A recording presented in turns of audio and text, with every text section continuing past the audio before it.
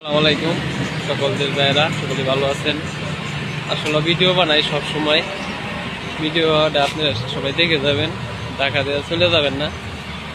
মানুষের সময় এক সময় ভালো যায়, এক সময় খারাপ যায়। মানুষের মন এক সময় ভালো থাকে, এক সময় খারাপ থাকে, এটা আপনারা ভালোভাবে জানেন, আমিও জানি। যাই হোক, আল্লাহ ভরসা। মানুষে যাই করে ভালোর জন্যই করে, আল্লাহ পাক মানুষের জন্য। সকলে আমার ভিডিওটি দেখবেন, ভালো লাগলে শেয়ার কমেন্ট করে দেবেন। আমার ভিডিওটি যদি ভালো লাগে সকলে আমার জন্য সাপোর্ট করবেন, দোয়া করবেন।